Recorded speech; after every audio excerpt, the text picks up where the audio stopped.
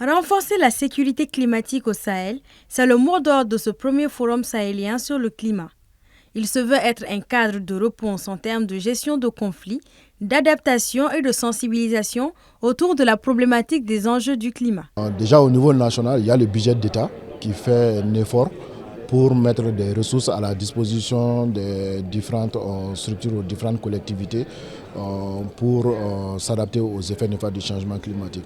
Le Mali est allé même plus loin en mettant en place ce qu'on appelle le Fonds Climat Mali, qui est un fonds dédié uniquement pour lutter contre l'adaptation au changement climatique et l'atténuation au changement climatique.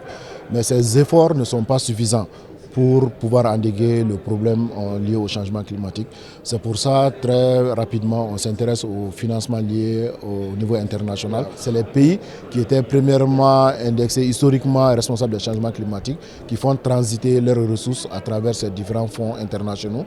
Et nous, les pays, on s'organise à travers un certain nombre de modalités pour accéder à ces ressources-là.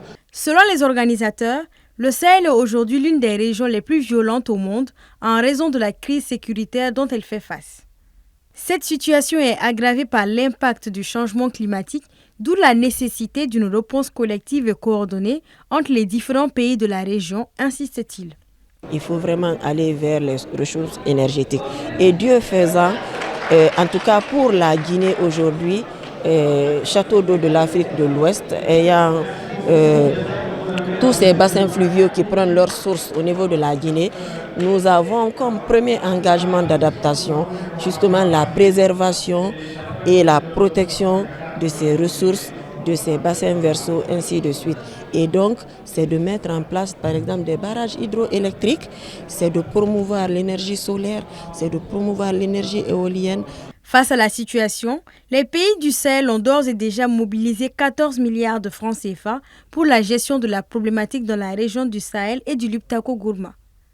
Toutefois, selon l'Observatoire européen Copernicus, le mois d'octobre 2023 est le plus chaud sur la période 1850-1900, une situation qui n'étonne pas au Mali. On est habitué depuis 2015, d'année en année, le Mali bat les records de température. Donc on s'attendait à cela. C'est ce que les scientifiques disent. Ils disent que dans les années à venir, de plus en plus, on va avoir des températures aussi élevées. Mais au niveau de la pluviométrie, c'est là où il y a une certaine différence, où on s'attend vers les régions nordiques, où il va y avoir plus de pluie, mais dans les régions du sud, de moins en moins d'eau. Ça veut dire que c'est les ressources hydriques qui vont réduire. Et en ce moment, c'est l'agriculture qui va être affectée, c'est les ressources naturelles où les animaux vont perdre, qui vont être réduites. En ce moment, il y a ce risque-là où la compétition va devenir très rude sur ces peu de ressources qui existent entre les agriculteurs et les éleveurs, entre les éleveurs et l'industrie, entre l'industrie et la population. Donc c'est pratiquement le changement climatique qui va affecter les moyens de subsistance des populations déjà éprouvées par la pauvreté.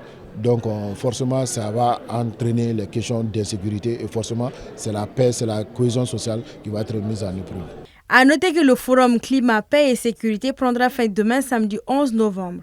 À l'issue de ces 3 jours, les différents acteurs feront un bilan des actions et établiront des mesures collectives sous forme de résolution dénommée la Déclaration de Bamako sur la sécurité climatique.